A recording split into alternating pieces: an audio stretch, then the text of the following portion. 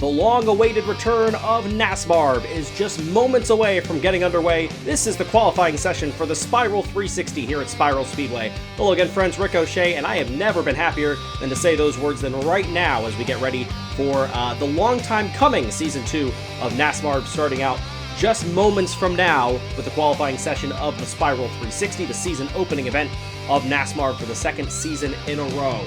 We've got champions, we've got cars looking for maybe some revenge from last season, those trying to improve what they did last year and maybe continue some momentum, and then we even have a brand new driver in a brand new car. All of that gets underway in just moments, and of course we'll talk about it throughout the season as you look at the qualifying order on your screen for the season opening event of the Spiral 360. 20 cars will try to qualify here in this session. As always, only 18 will survive into the main event. As you see those numbers and drivers scrolling across your screen. Got some changes as far as sponsorships, numbers, teams, lots of different things going on, and we'll talk about it all throughout today's video and then later on. That begins with the driver of the number 1, a brand new car into NASMARB here for Season 2. It's the former driver of the number 2. Sal moving from the number 2 last season into the number 1 this year. And this is the first lap for the brand new Fortune Racing. There are Sal's career numbers at Spiral Speedway and overall for the career. One final appearance. Not a great time when we've raced here at Spiral Speedway for Sal, but a brand new team, a brand new sponsor. Look at the nice gold and green car in the very first lap is underway. A little wobbly there coming into turn 3, bouncing off the walls down the backstretch and coming across with what I would expect to be a pretty slow time there, a 4.79 on the inside line for Sal. And each of these drivers will have a chance to go from both the inside and outside line. As the next driver up, one of the most popular in the series, it's the number 3 of Limon Drizel for the Powerhouse. Red Pandas Racing, Dave Motors is on the hood there. And in this race, the Spiral 360, last season, Limon Drizel finished 14th, which was the worst finish of the year for Limon Drizel, and then therefore the worst finish of his career. Looking for maybe a bounce back here as Drizel will get underway through turns 1 and 2 around turn 3, banging into the wall down the backstretch and across with a time of 4.01. So nearly 0.8 of a second faster than Sal's time, but still was a little wobbly there at the end. Could have been even a better time there. Moving on to Murakami, that's the number 4. Flair is the sponsorship, and this is Bladestar Motorsports, the former team, now changing their name in the offseason, becoming Misfortune Racing. It's the same lineup as far as the teams, the drivers and numbers, but a different name for the team as a whole for that organization, Misfortune Racing. And you look at Murakami's numbers. Murakami, by the way, quietly the second place finisher last season.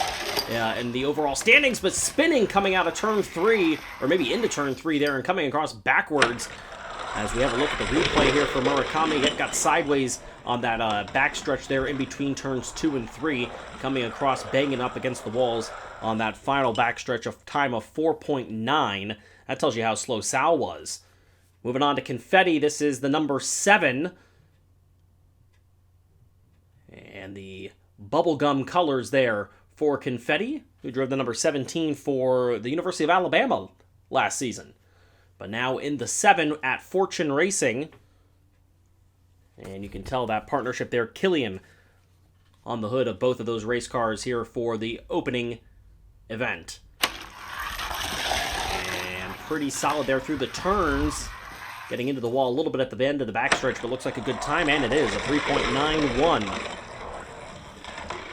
For Confetti, who is typically a middle-of-the-road car here at Spiral Speedway through the first season. Now the number 9 of Quillo, and Quillo has a lot to live up for here in the 9 car at this specific track.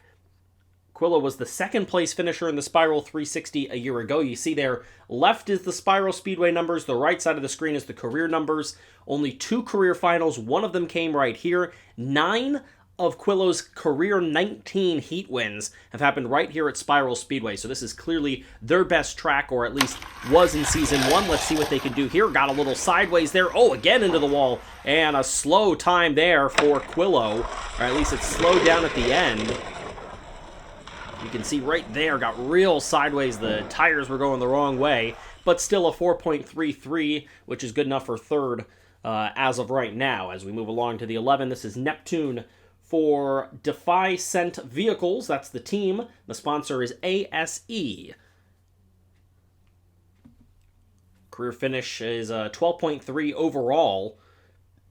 12.13, excuse me. 12.5 here at Spiral Speedway. So right around an average track here for Neptune as they get going through turns 1 and 2. Around turn 3 looks pretty good so far, picking up speed down the backstretch, and the best time of the day so far is a 3.84. And not much to complain about there. Pretty solid run from the 11. Give us a chance to look at the 12 car. And this is Jack Tato for Unified Racing. Unified and McExter sharing the sponsorships today. 17th, by the way, in this race a year ago. You can see it right there on the left side. This is a team that definitely wants to improve upon what they did last year, an average finish of 12th. And Jack Tato, as you can see coming through, again gets sideways there out of turn 3. That happened with Quillo, and they have similar spots in the running order right now, 4th and 5th, but a 4.08. Pretty solidly in there right now. Right now it's Sal and Murakami both struggling. Speaking of Murakami, one of their teammates in the 13, this is Winks for Misfortune Racing. Flair is again the sponsorship on this 13 car. Misfortune always brings the heat as far as their looks on the cars, the paint schemes. Getting ready to go here with that 13. Jack Tato, what I was going to say is that Jack Tato was 15th in the standings last year. Whoa! Big problem there. Sideways, now backwards, sideways again, and slowly across the line for the 13. This will be the slowest time, and by a good margin. I got sideways before you got even into turn 1, and that doomed the lap immediately for Winks. The 13 comes across the line with a 5.65, which is 0.7 of a second slower than anybody else, as we have a look at Prime in the number 17. Prime was in the 8 last season and is the defending champion of this race, taking over for Confetti, who moved over from Crimson Cruisers Racing over to Fortune Racing, as we saw them earlier in that number 7 car. Now the 8 of Prime turns into the number 17 of Prime, driving for the Crimson. Looks like an okay time, not a super fast lap by any stretch for Prime.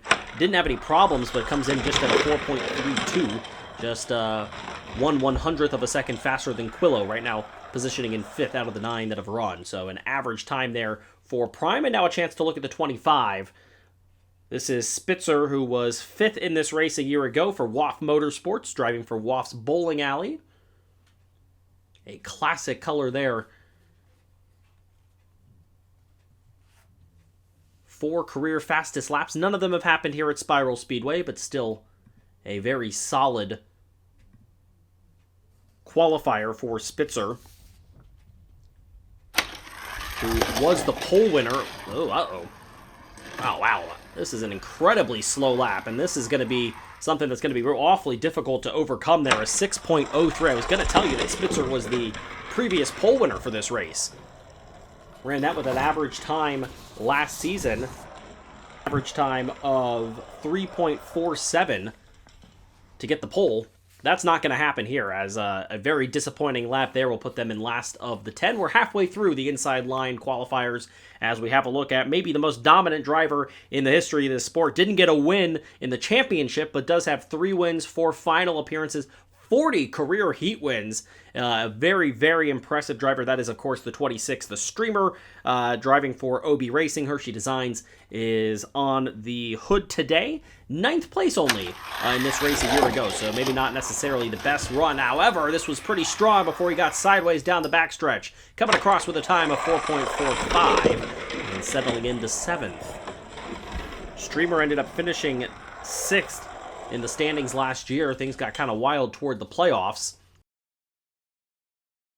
But a middle-of-the-pack road so far. As we have a look at the 32, this is the brand new team, Titan Motorsports. And it's the wheelman Steve, who drove the 89 last season.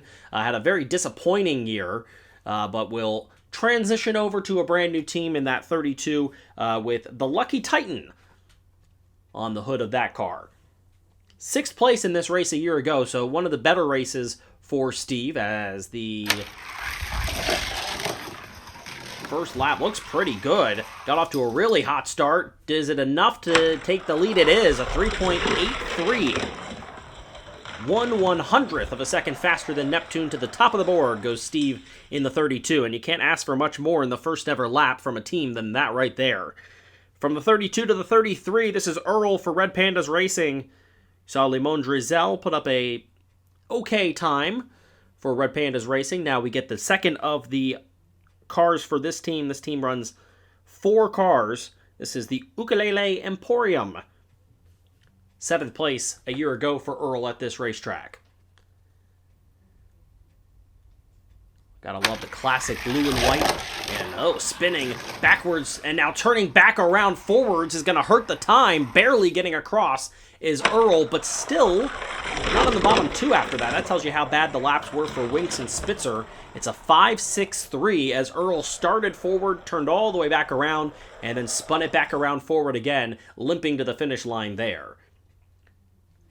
Earl's teammate in the 43, driving today for Dave's Motors for Red Pandas Racing, it's Woodpecker.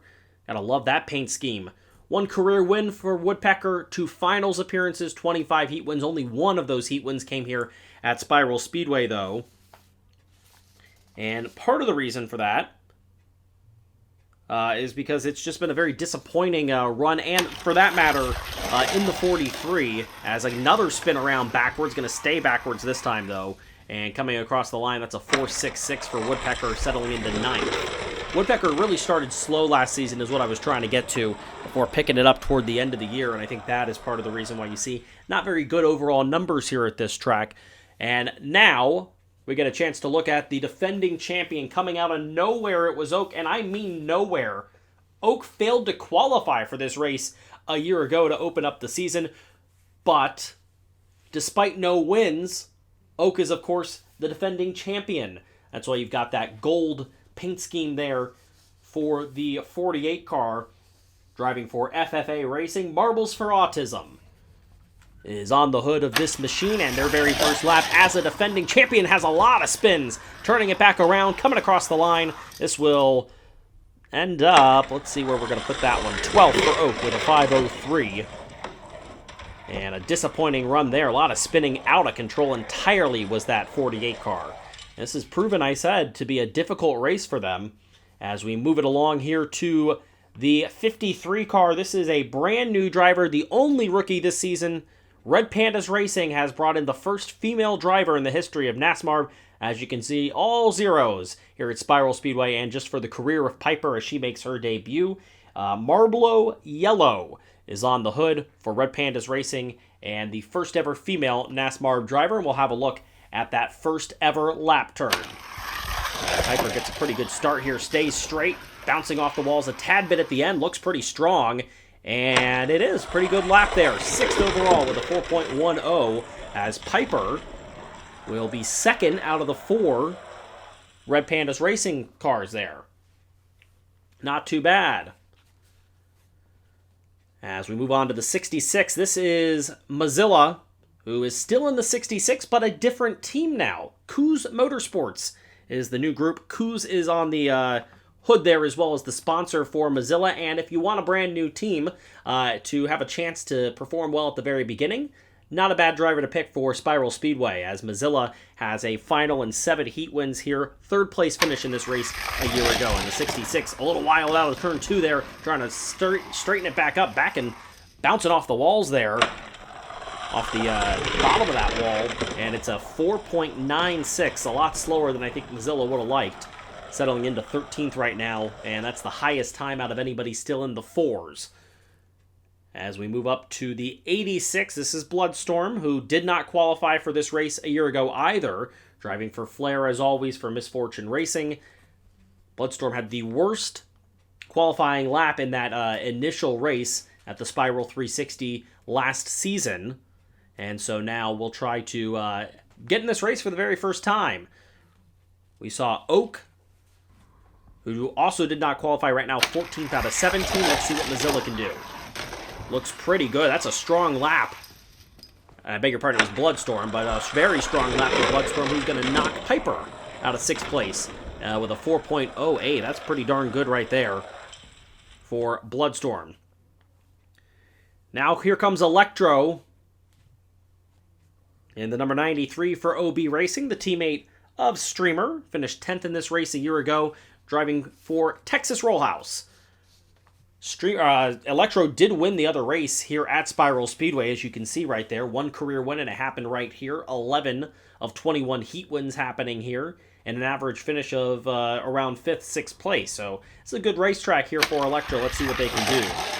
Looks strong, pretty good. Slowing down a little bit here at the end, but that was a pretty solid lap there. Yep, mark it all the way up to 4th place at 3.91. Cracking the top 5 is Electro, and running a significantly better time than their teammate there. As we have a look for the final driver, and it's Nugget, who drove the 16 last season, transitioning over to the 99. This is Coos Motorsports again. It's a 2-car team, and it is simply just Canada, representing the entire country of Canada on the hood of that car today. There are the numbers for Nugget overall. Disappointing year last year. Did win 10 heats. 6 of them came here, but certainly not the season that they were looking for as they try to turn it around here with a brand new team. This is not a good lap at all. Really slowing down here at the end, and it will pop up with a time of 5.36, which is 17th out of the 20.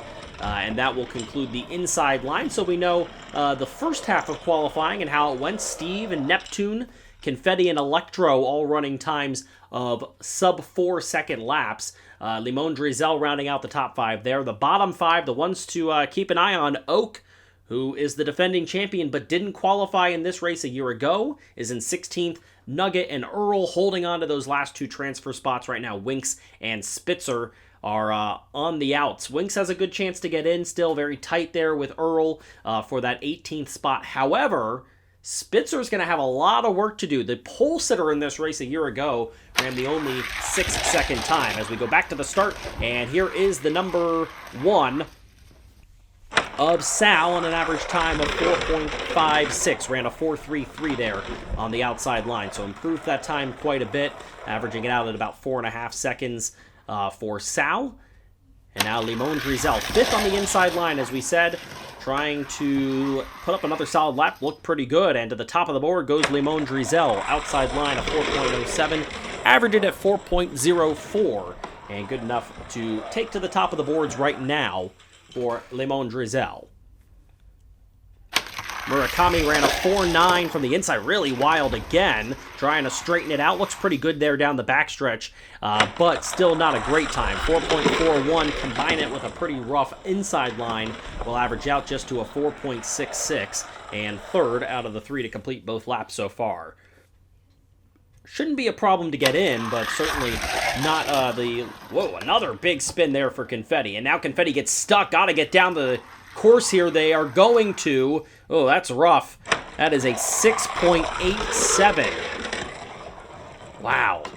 Almost entirely stopped there, entering and exiting turn 3. That was a pretty rough lap there for Confetti. Average it to a 5.39, and that could be a little dangerous there for the number 7. As Quillo will complete this outside line, and slowing down the backstretch. We've seen a lot of those laps here today. As Quillo, you'll see a look at the replay right here, out of turn 3, getting real sideways. The wheels start to turn the way you don't want them to. Average it to a 4.4 right now, 2nd out of the 5 to go.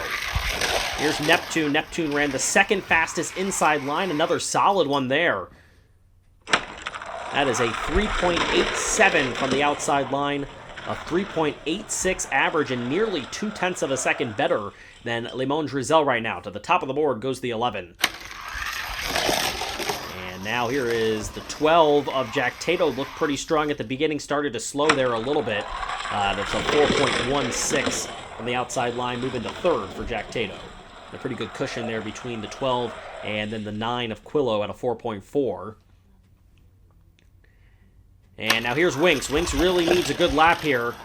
And a slow coming in, and now a spin. And coming around backwards. Gotta finish the lap, they will, but Winks is not going to qualify, I'll tell you that much. That is a disastrous lap. The slowest lap of the day when you needed a really good one from the 13. It's not. A 7.27. And an average of 6.46. That's more than a second slower on average than anybody else that's completed both laps. So Winks is in some serious, serious trouble. As the 17 of Prime will pop up, the winner of this race a year ago, slowing toward the end of the course.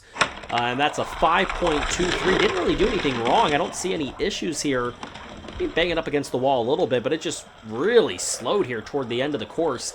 That'll average out to a 4.78. But good enough to still be in. And Spitzer really slowing. Spitzer having a hard time and limping across at a 6.17. Told you Spitzer won the first ever pole in this race at the Spiral 360 a year ago. That's obviously not happening. It's going to lock in confetti and put Spitzer in a really tough spot. That is not good. Spitzer needed a good lap and didn't get it. And now here comes the 26 of Streamer.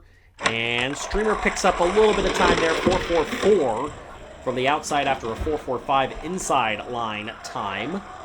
And into 5th right now, out of the 11 to go. So pretty solidly in there as we move on to Steve. Steve was fastest from the inside line, whipping around the course again. Across the line he goes. And I think that's the fastest again. Yeah, 3.56. Wow, what a lap for the 32. And the brand new Titan Motorsports putting on a show. Steve the Wheelman with a 3.7 average. And now here comes Earl. Earl with a 5.63 on the first lap and a very impressive 3.98. Averaging it out to a 4.81. That's exactly what Earl needed to do. And that's going to spell a whole lot of trouble for Spitzer and Winks, who are both pretty significantly behind everybody else. As Earl moves into 10th, slowing here is Woodpecker having a hard time after a couple of really dominant laps. That one not so much, a 5.23 from the outside, averaging to a 4.95. That'll put him in 11th out of the 14 to run. Still locked into the show, though, and that's the big key right now, is just make sure if you've got one of those lower times that you get into the event. Speaking of getting into the event, Oak's trying to do it for the very first time. The defending champion didn't qualify last time. They will this time, as Oak will average it out to a 4.59. Pretty good time there. Move it into 8th, just ahead of Murakami. And that will guarantee that Oak will qualify and run this race for the very first time. Here is Piper from the outside. Not as good as from the inside line, but Piper's still going to put up a pretty solid time, 4.61 to average it to a 4.36. And right now, that's cracking the top 5 for the rookie in her first ever event. That's a pretty solid first couple of laps there. We've seen this course eat up some drivers. Not the case there with the brand new rookie, as Mozilla bouncing off walls, trying to put up a stronger time than the first time it is. A 4.56, average it to a 4.76, just ahead of Prime. And into the 11th spot in the order. And we're starting to get close to where cars are now no longer going to be making the race. With only 3 left to go. Here comes Bloodstorm. Ran a 4.08. This is not going to be as good of a lap. Got real sideways in turn 3. Still comes across the line, though, to average it out to a 4.5. And into 8th place right now is Bloodstorm. And Winks knows it's all but over here, as Electro and Nugget are the only 2 left to go, and Electro ran a really good time and has another pretty solid run. Yeah, there's nothing wrong with that lap. Very solid there from Electro. That's a 4.11 time from the outside line. Not as good as from the inside, but it'll average to a 4.01 into 3rd. Goes Electro, and that will bump Piper onto 6th. Winks will not qualify for this event. Uh-oh, big trouble for Nugget. Nugget got to get through the course, around the corner, down the backstretch. This is going to be trouble, and crossing the line with the slowest of the event, and it's enough to knock him out. Oh, wow. What a disaster. An 8.32 outside line time there, averaging it to a 6.84. It's the slowest time average of the entire qualifying round, and Nugget will not qualify for the first time ever. As you look at the overall results here, Steve earning his first career pole in the first race with Titan Motorsports. Piper will get to be a top seed for her NASMARB debut, qualifying 6th. And Winks, who qualifies 19th and fails to make it to the main event, will not qualify for a second consecutive event if you date back to the final race of last season. And of course, you just saw it, Nugget with a meltdown moments ago. There are the times for those who failed to qualify. Winks in the 13 will not qualify, representing Misfortune Racing for Flair. And then Nugget in the brand new Coos Motorsports with Canada on the hood will not make it to the main event tomorrow. So unfortunately, neither of those are going to race, but here are some really good ones. The fastest laps from the inside line, give a bonus point to Steve. From the outside line, give a bonus point to Steve. And obviously then the pole position goes to Steve.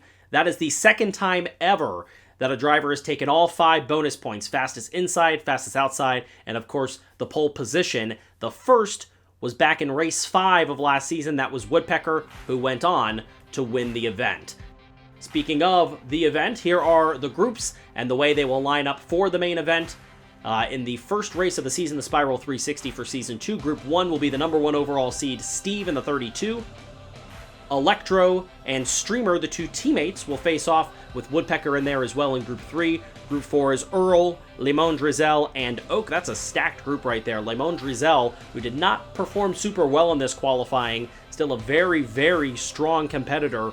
Earl was really fast in qualifying. Those two are teammates, and then of course you've got the defending champion Oak racing this race for the first time. Group 5 is Jack Tato, Murakami, and Prime. And the final group, Piper in her debut in NASMARB is going to get the chance to be the number 1 seed in a group. She qualifies 6th. 7th was Quillo, who of course was 2nd in this race a year ago.